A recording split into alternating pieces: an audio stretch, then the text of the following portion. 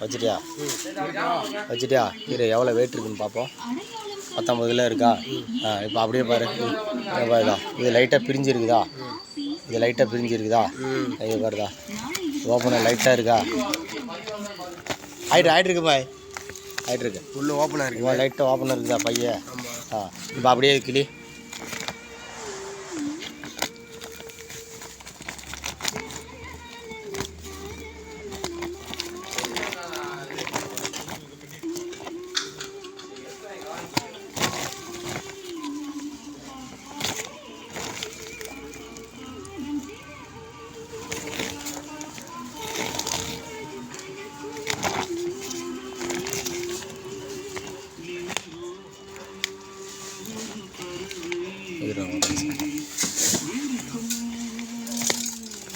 சட்டு சென்ட் ஆகுதுன்னு பார்த்துட்றேன்.